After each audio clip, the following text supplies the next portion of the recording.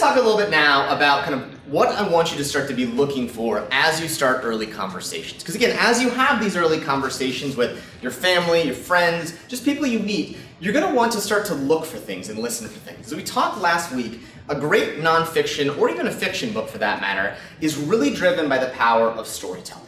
When people think about what makes up a book, most people, when they particularly think about a nonfiction book, they think of a book packed with lessons and insights. They think about that they're writing the Dummies guide for, right? That's what they think. And so none of you want to write the Dummies guide, right? That's the goal here, right? You want to write something that's interesting, compelling, and makes people think and feel. And that's really why having the power of stories is so critical. A great nonfiction book, on average, has about 80% of it driven by stories. And so you're going to get to become a much better storyteller and story writer.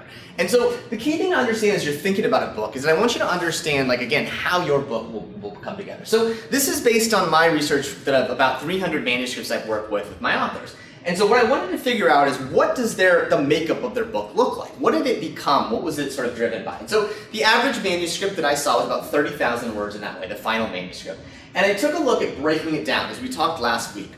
The average sort of story length that an author includes is about 750 words. So if you've written in a blog post or written for the paper, it's kind of a longer-ish blog post. It's about the length of it.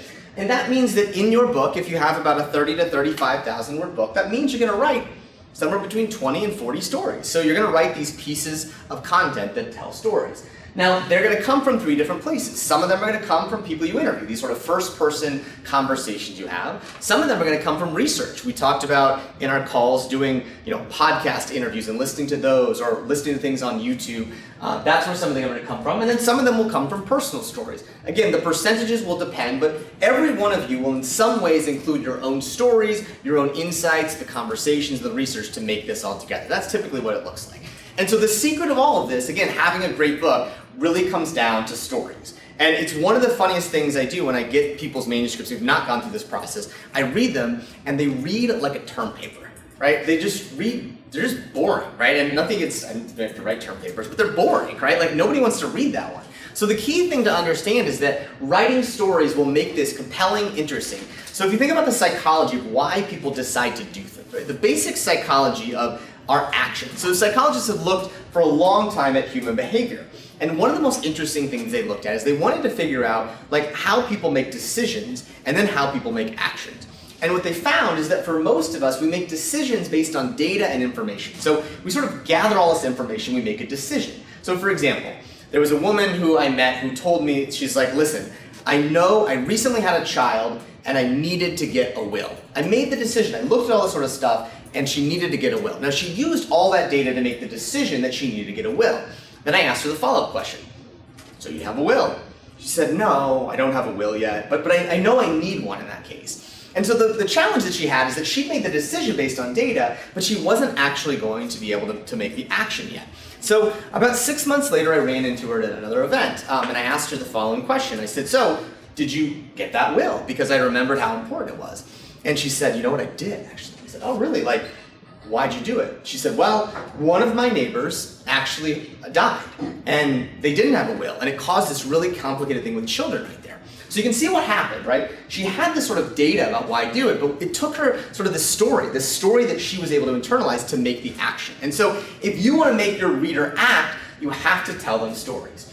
And so that's the key thing that we're going to do, but the question oftentimes that I get is, well, what makes up a story? And so the key thing I want you to do over the next week is for many of you who've watched sort of the late night television. So watch late night television and watch how these people are the masters of it. So you'll see them, and they're prepped up to do this one. It's like they've done their research in that way. They always have a prompt to be able to get a story. So Jimmy Fallon in this case was talking to Tina Fey, and he started out the following sort of thing with her in this way. He said, so Tina, I heard that your daughters have been really getting into gymnastics. Tell me a little bit about it, right? And so he prompted her to tell the story, and she went on this long rant about it, but we didn't really want to hear about the movie she was in or those things. We wanted to hear about those places. So these are the ways that you get stories. Stories typically have some unique elements of them. These are the 3 things that will make up something that's a story. So as you're listening and having conversations, stories typically have a date. This happened on this day. So again, going back to the story of Tina Fey made mention of the fact that her daughter started gymnastics a couple months back. So it has a date on it. It also has a location. So gymnastics happens at a place in this case. There's a location for where it's happening. And then the last point, it has some dialogue. So again, as Tina Fey would go on to tell the story, she would talk about the fact that sort of the coach and her daughters were having this debate about it, and she was talking to other parents. The idea is there's conversations happening.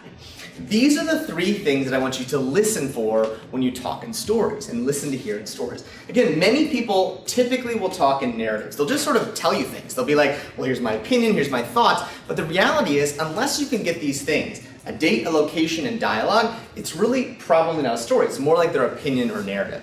Now, most people, when they talk to you, they don't speak naturally in stories. There's only about 5% of people is what's called a natural storyteller. There's someone who naturally will tell you these sorts of things. So when you talk to people and you say like, hey, I'm working on a book, and they're like, awesome, I'm interested in this space a little bit, I'd love to talk to you about it a little bit, they're gonna want to give you their opinion. Well, here's what I think about it, here's what I think about it. Here's the problem, you don't really care about their opinion that much, right? You probably already know it or have a good idea of what it is. Instead, you want to get their stories. And so you want to sort of help get past this idea of what is the opinion and instead try to back into the story. So the core thing to understand is that for people who want to talk to you, they're going to want to tell you their opinions about things. They're going to want to do it because, number one, they think that's what you want, right? They think that you want that. They assume that every book is a Dummies guide, right? So they think that having your opinion is important. Number two, it's just easier for us, right? It's easier for us to speak in those ones because we don't have to get specifics about facts and details, right? So Jimmy Fallon had asked Tina Fey about his daughters, and she didn't sort of think in stories. She would have said, yeah, my daughters love gymnastics. Well, great, that's not that interesting. We don't care about it because it's natural and easier for us to do it. And the last thing that I will tell you is that most people have never been trained to become good storytellers. Very few people have ever done it. You're all going to find that your ability to tell stories goes up dramatically. I'll tell you that one of the things that I found working with authors in this program is that the number of them that go on to give TEDx talks is almost unbelievable. Because the fact that they learn how to give a story and a speech and a talk in that way, so that's one of the things we're going to do.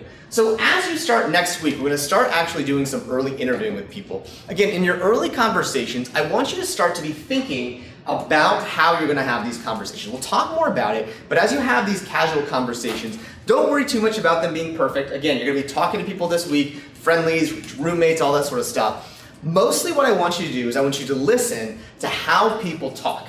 And again, remember, a story is something that has a date, a location, and dialogue.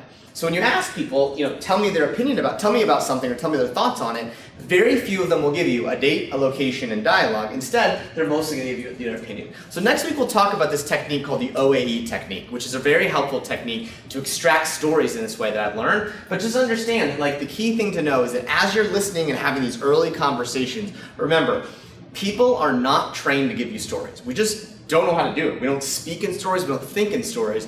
And so when you have early conversations with people, you may get away from it being like, well, I didn't get anything out of that interview. That was worthless. What was the point of that one? The real thing is that we'll talk next week about how to get better parts of it, but I want you to be thinking, hey, I want you to think this week about how you can actually start to listen for what is a story and what isn't a story. And again, many times you won't be able to naturally see it or hear it right away. It's going to take one of those things where you're going to have to be looking for it and listening for it, but ask those questions when you're listening.